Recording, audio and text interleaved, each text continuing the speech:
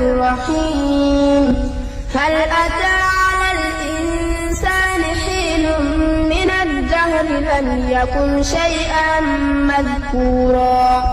إنا خلقنا الإنسان من نطفة أمشاج نبتليه فجعلناه سميعا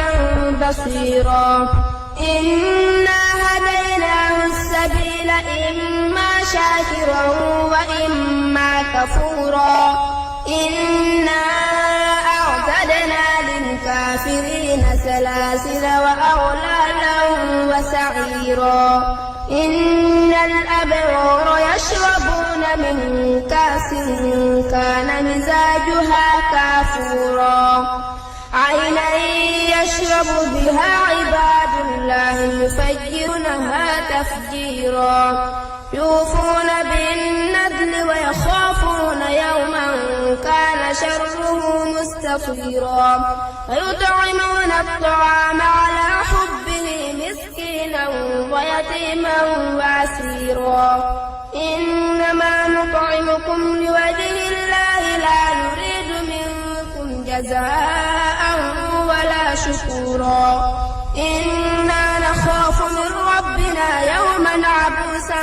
قمطريرا فوقاهم الله شر ذلك اليوم ولقاهم نضرة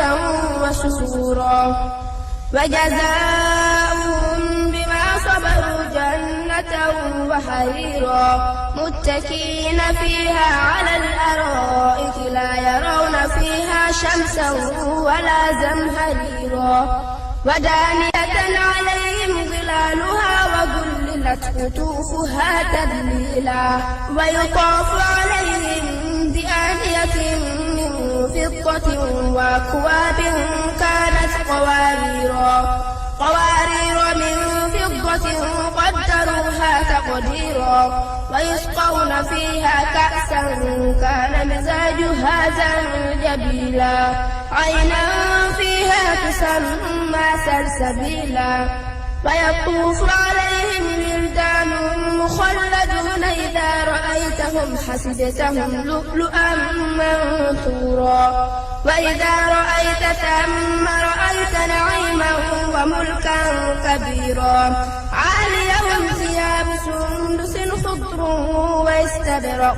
وحلوا وساور من فضة وسقاهم ربهم شرابا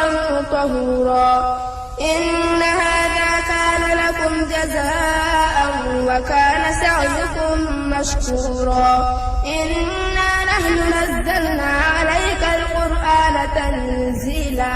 فاصبر لحكم ربك ولا تطع منهم آثما أو كفورا واذكر اسم ربك بكرة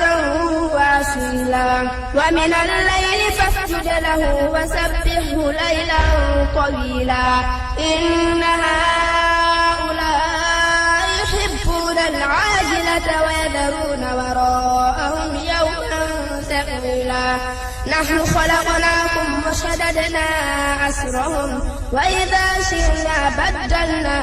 أمثالهم تبديلا إن هذه تذكرة فمن شاء اتخذ إلى ربه سبيلا وما تشاءون إلا أن يشاء الله إن الله كان عليما حكيما يدخل من يشاء في رحمته والظالمين